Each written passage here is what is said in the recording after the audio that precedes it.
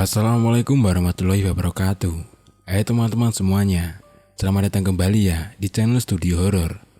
Studio Horor kali ini akan menceritakan kisah Jejak Gaib Alam Merapi.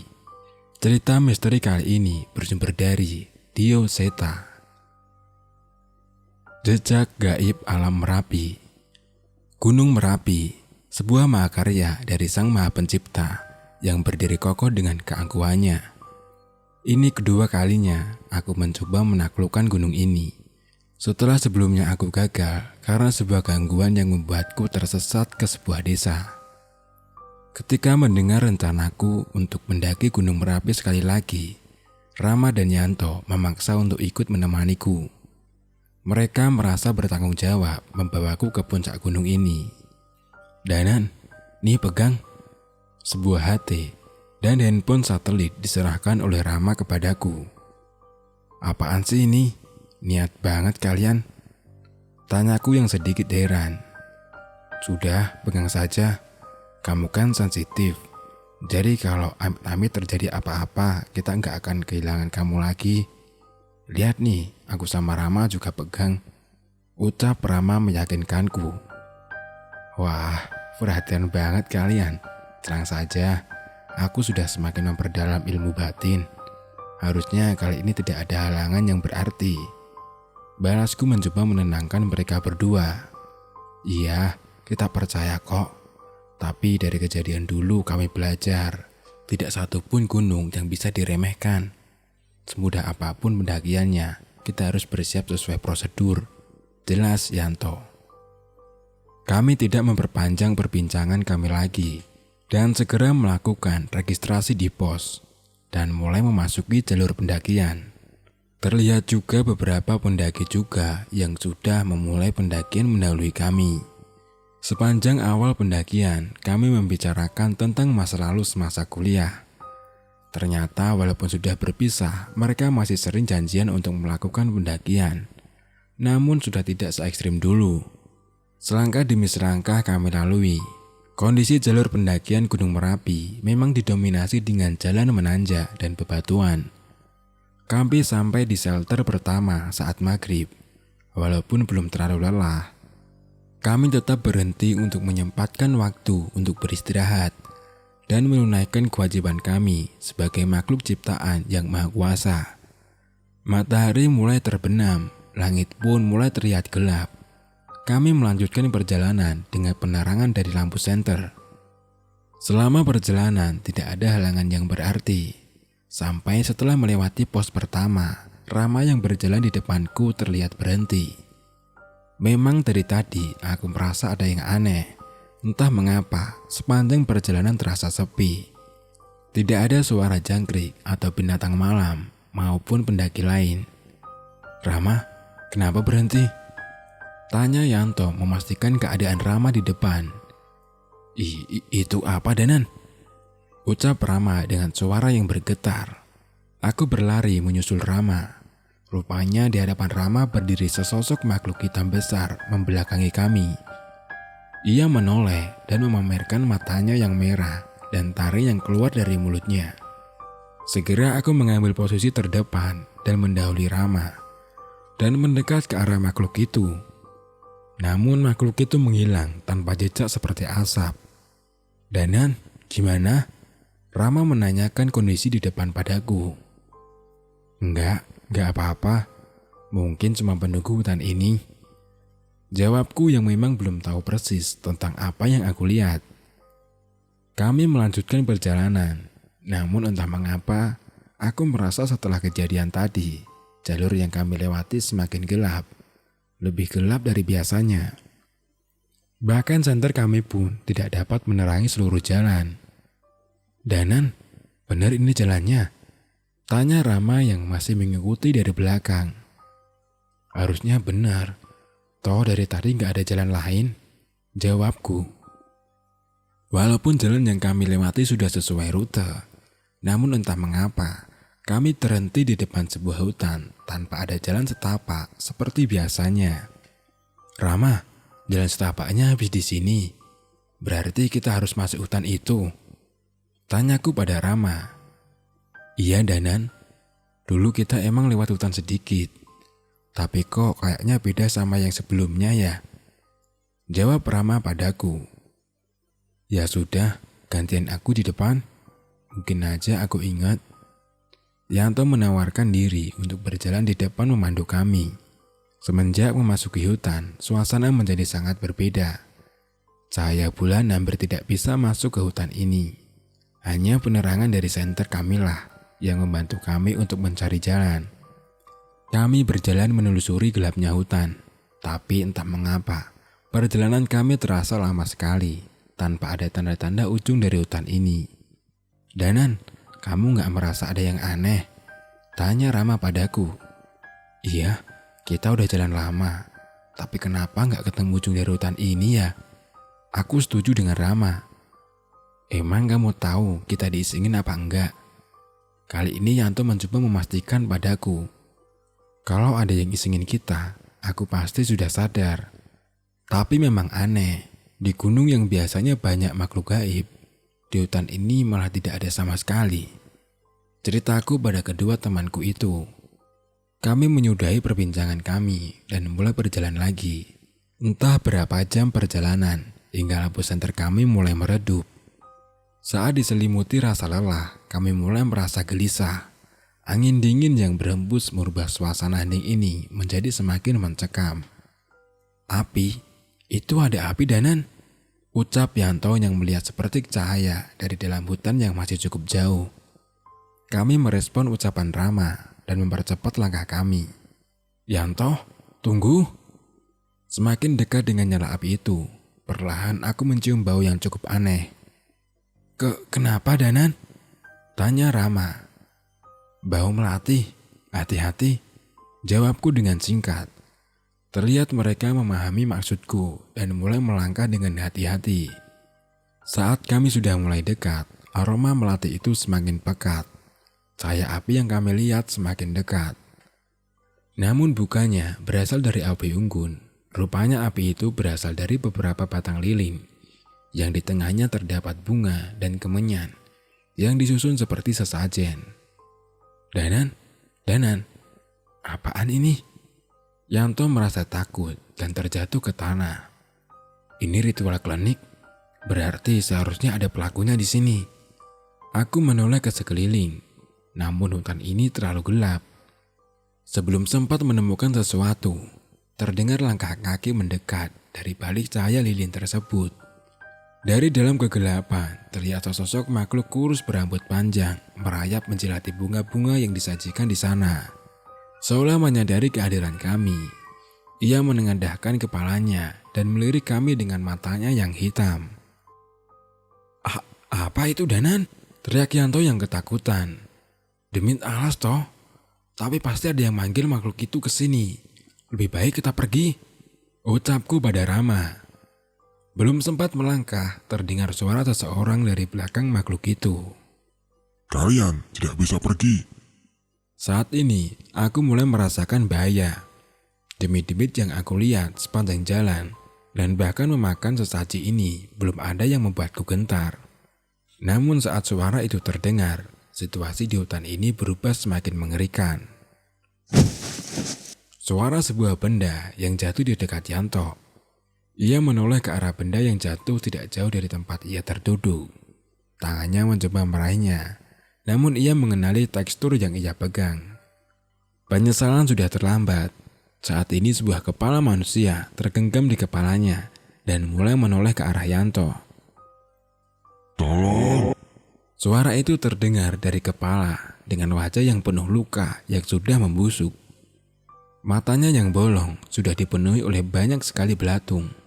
Danan, ini kepala Danan, ucap Rama yang refleks melempar benda itu. Namun rupanya semua tidak berhenti sampai di situ. Yanto menunjuk pada sesuatu di atas pohon dekat kami. Aku melihatnya dan memperhatikan sekeliling. Hutan yang tadi kami lewati dengan hening, kali ini dipenuhi dengan mayat-mayat yang tergantung terbalik di atas pohon. Tidak hanya satu, namun hampir di seluruh pohon di sini tergantung mayat dengan tubuh yang tidak utuh lagi. Gila, hutan apa ini? Aku berusaha tetap tenang sambil mencoba membacakan ayat-ayat suci dan mantra pelindung untuk melindungi kami dari niat jahat makhluk di sekitar kami. "Keluar kamu, tunjukkan wujudmu," tantangku kepada makhluk yang berbicara tadi. Bukannya menampakkan diri, bayangan makhluk itu malah terlihat menjauh. Tidak perlu, aku sudah dapat satu. Samar-samar terdengar suara makhluk itu meninggalkan kami. Rama di mana?" tanyaku pada Yanto yang masih panik. Kami mencari ke sekeliling. Tadi dia di sini loh, gak jauh dari kita. Kali ini ia semakin panik dan segera menghubungi dengan Nate yang ia bawa. Namun tetap tidak ada jawaban. Tak sedikit pun petunjuk keberadaan Rama terlihat di dekat kami. Sebaliknya, mayat-mayat yang tadi tergantung di atas pohon mulai berjatuhan dan merayap ke arah kami. Tolong. Aku mencoba membacakan doa-doa penenang untuk menenangkan demit wanita yang merayap ke arahku. Namun Yanto terlihat panik. Puluhan mayat mulai merayap ke tubuhnya. "Tolong Danan!" teriak Yanto. Aku membatalkan niatku dan berdiri menarik Yanto untuk berlari. Namun mayat-mayat itu terus berjatuhan dari atas pohon dan bermunculan dari gelapnya malam. "Shh, kesini!" Suara seorang wanita terdengar dari salah satu sisi hutan. Kami pun menoleh. Terlihat seorang perempuan bersembunyi di balik pohon memanggil kami. Tidak ada pilihan, kami berlari ke arahnya. Namun sebelum sempat sampai, wanita itu berlari menjauh seolah meminta kami mengikutinya. Benar saja, jalur yang ia tunjukkan sama sekali tidak diganggu oleh mayat-mayat itu. Kami berlari dan terus berlari hingga akhirnya kami sampai di mulut hutan. Kami berhenti, namun terlihat wanita itu terus berlari. Kami pun mengikuti arah larinya dengan perlahan. Dan di sana terlihat sebuah desa kecil. "Danan, Yanto, kesini!" Seseorang memanggil kami. Itu adalah suara Rama. Kami segera menghampirinya dan mengecek keadaannya. "Rama, kamu gak apa-apa? Gimana kamu bisa sampai di sini?" tanyaku pada Rama. "Itu, waktu terpisah dari kalian, aku ketemu mbak itu. Dan dia ngajak aku ke sini," jelas Rama. Kami memperhatikan desa itu. Nampak rumah-rumah kayu zaman dulu mendominasi bangunan di desa ini. "Mas, mau ke puncak ya?" Tiba-tiba terdengar suara seorang bapak menghampiri kami. Iya pak, bener lewat sini jalurnya pak." Aku menjawab pertanyaan bapak itu. Biasanya jarang ada yang lewat sini, tapi saya juga heran kenapa malam ini jadi banyak yang lewat desa ini ya. Bapak itu pun bertanya kembali. Aku menceritakan semua yang terjadi, termasuk mengenai makhluk yang kami lihat di hutan tadi. Bapak itu hanya menggerutkan dahi, menunjukkan rasa simpatiknya. "Ya sudah, mas-masnya istirahat dulu aja di sini. Bahaya kalau kemalaman. Lagi pula, kemungkinan mas-masnya juga sudah diincar," ucap bapak itu. Kami duduk di salah satu selasar rumah warga dan meminum air perbekalan kami untuk menghilangkan rasa lelah. "Mas, sini!" terdengar suara seorang perempuan memanggil kami. Rupanya itu adalah suara perempuan yang memandu kami keluar dari hutan. Mbak, tadi terima kasih ya sudah membantu kami keluar dari hutan," ucap Rama membuka pembicaraan. "Iya mas, gak apa-apa, sudah biasa. Ini Sabtu Kliwon, biasanya para pencari ilmu menjadikan hutan itu untuk mencari tumbal," jawab perempuan itu. Kami saling menatap. Salah sedikit, kamilah yang akan menjadi tumbal para pencari ilmu itu. "Sudah, ayo ke balai desa. Tadi habis ada acara. Ada teman-teman masnya juga loh di sana." Setelah berbicara, wanita itu segera memandu kami menuju balai desa. Benar, di sana terlihat para pendaki yang tadi sudah berjalan mendahului kami. Mereka sedang berbincang dengan beberapa warga desa sambil menikmati suguhan yang disajikan warga. "Monggo mas, istirahat dulu di sini," ucap salah seorang warga desa yang menyambut kami. "Nje pak, matur suwun." "Iya pak, terima kasih." Kami segera mengambil posisi duduk seadanya di sekitar warung itu. "Bu, ini loh ada tamu. Mbok yo disuguhin apa gitu? Perintah orang itu kepada istrinya. Sudah pak, gak usah repot-repot. Kita sudah bawa perbekalan kok. Ucapku kepada bapak itu. Alah, gak repot kok. Tadi juga habis ada acara, banyak makanan yang sisa kok. Ucapnya. Kami melihat sekitar. Memang terlihat ada panggung dan alat musik tradisional di sana. Seolah selesai mengadakan acara. Mataku berpandang dengan pendaki yang sudah datang duluan dan mengaku sekedar memberi salam. Habis ada acara apa toh pak? Tanyaku penasaran. Biasa, pementasan tari. Hampir setahun 2 kali kami mengadakan pementasan ini. Jelas bapak itu. Tidak ada sound system, hanya alat musik tradisional yang usang yang terlihat di sekitar panggung. Aku berjalan-jalan dan memperhatikan panggung dan orang-orang di sekitar balai desa. Monggo, diicipin. Seadanya ya. Tiba-tiba, istri dari warga desa yang menyambut kami datang dengan membawa sebuah nampan berisi makanan dan teh hangat. Kebetulan, stok airku sudah habis. Diisi teh hangat, cocok nih. Rama segera mengambil kendi berisi teh dan mengisi botolnya. Yang sopan kamu, ucap Rama sambil memukul lengan Yanto yang dengan cepat dihindari oleh Yanto. Ya sudah, nikmati dulu ya, saya tinggal dulu, ucap warga desa itu. Njih, iya, terima kasih banyak ya pak, jawabku. Aku menghampiri Rama dan Yanto untuk segera duduk dan memikirkan mengenai kejadian di hutan tadi. Rama dan Yanto masih sibuk membicarakan hal yang tidak penting. Sambil melihat kekonyolan mereka, aku bermaksud memakan suguhan yang disajikan warga tadi. Namun semua itu terhenti oleh seorang wanita yang muncul menghampiri kami. Jangan dimakan, ucap wanita itu dengan menatapku sejenak dan segera pergi meninggalkan kami. Samar-samar aku mengingat wajah wanita itu. Tidak pasti, tapi aku rasa aku pernah melihatnya. Wajah wanita itu sama persis dengan wajah mayat wanita di hutan tadi yang sempat kudoakan.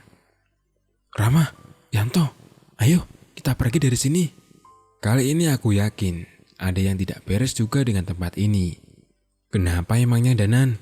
Kita istirahat dulu lah, ngemil dulu sedikit, ucap Rama sambil mencoba mengambil kue yang disuguhkan. Aku segera menepuk tangannya hingga kue itu terjatuh dari tangannya. Maaf pak, kami harus segera mengejar puncak sebelum fajar, jawabku. Istirahat dulu mas, santai dulu, ngemil dulu. Nanti masih ada pementasan lagi loh, ucap bapak itu. Pementasan apa sih pak, malam-malam begini? Tanya Rama penasaran. Biasa, penyambutan warga baru. Tadi sudah, harusnya habis ini masih ada tarian lagi. Itu mbaknya sudah siap. Bapak itu menunjuk ke arah perempuan yang menuntun kami ke desa. Namun kali ini ia sudah berdandan cantik dengan pakaian penarinya. Tanpa banyak bicara, aku menarik Rama dan Yanto, memaksa mereka untuk pergi. Ngapunten ya pak, teman kami sudah kebelet, teriak Rama yang mengikutiku dengan terpaksa. Sepanjang perjalanan, aku membaca doa-doa dan ayat kursi. Kami berjalan sambil sering mengabsen 1-3 agar tidak ada lagi yang tertinggal atau malah bertambah. Setelah lama berjalan, akhirnya kami sampai di jalur yang dikenal. Terlihat juga beberapa pendaki lain di depan kami. Danan, udah aman nih. Jelasin ke kita, kenapa tadi buru-buru? Tanya Yanto yang masih penasaran. Tadi itu hampir saja. Itu desa gaib. Kalau tadi kalian makan makanan yang disuguhin, bisa-bisa kalian gak bisa keluar dari desa itu. Ceritaku pada mereka. Yang bener kamu Danan? Gak mungkin ah. Tadi aja ada pendaki lain yang barengan kita kan? Protes Rama yang mulai terlihat pucat. Mereka sudah terlanjur makan suguhan warga di sana. Sekarang mereka sudah dianggap warga desa itu. Makanya dibuat penyambutan. Jelasku sekali lagi. Yanto terlihat lebih pucat dari Rama. Tubuhnya terlihat gemetaran sambil mencoba mengeluarkan botol air yang sudah diisi teh hangat dari desa itu. Saat botol itu dibuka, tercium bau amis yang sangat menyengat. seperti bau darah hewan yang sudah membusuk. Dan tidak hanya itu, satu persatu belatung mulai keluar dari cairan amis di botol milik Rama. Yanto terlihat tidak mampu menahan rasa mualnya. Segera, aku menutup hidungku dengan kain dan membantu Rama membuang cairan itu dan mencuci botolnya dengan tanah dan membacakan doa untuk menghindari makhluk halus yang tergoda dengan minuman dari desa gaib itu. Danan, berarti pendaki tadi nggak bisa diselamatin? Tanya Rama padaku. Aku hanya menggeleng, namun Rama masih tidak terima. Bukannya kamu punya ilmu batin? Kalau kita paksa mereka melepaskan pendakian itu, gimana? Tanya Rama. Percuma, mereka itu penduduk asli sini. Kitalah yang mendatang.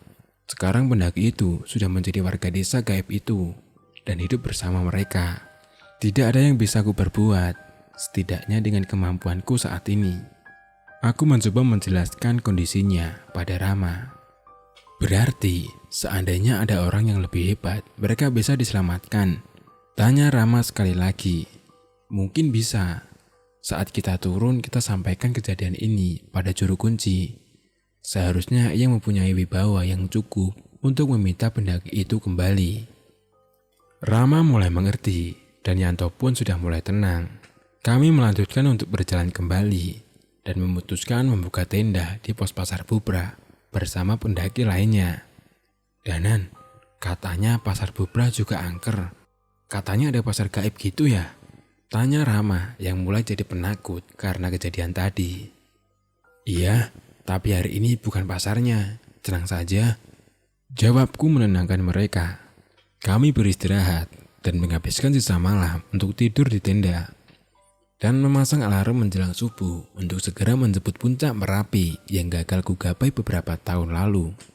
Pagi mulai datang. Sebelum alarm berbunyi, suara pendaki lain sudah lebih dulu membangunkanku. Terlihat Rama dan Yanto juga berusaha keras menahan rasa kantuknya. Kami bersiap untuk memulai pendakian di medan yang berbatu. Kami bersiap mendaki Gunung Anyar yang untuk mencapai puncak Merapi.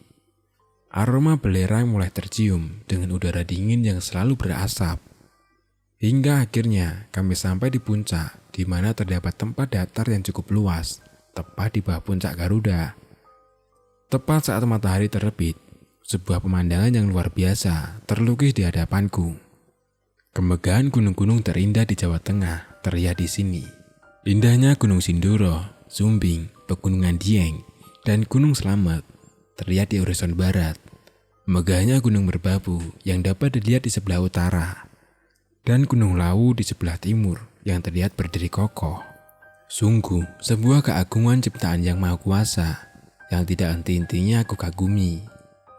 Seolah seluruh medan berat dan perjalanan yang mencekam tidak lagi berarti setelah melihat semua ini. Danan, sini, fotoin aku, teriak Rama padaku. Aku menghampiri mereka dan berpose tepat di bawah puncak Garuda, sebuah batu yang dulunya berbentuk seperti burung Garuda yang hancur pasca erupsi tahun 2010 lalu. Kami beberapa kali berfoto sambil mengibarkan bendera merah putih.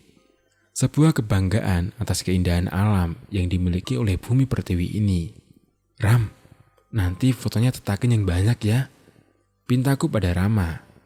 Buat apaan? Sejak kapan sih kamu jadi narsis begitu? Tanya Rama yang penasaran. Mau aku kirim ke kenalanku di desa Windu Alit. Mereka yang nolongin aku waktu dulu gagal kesini.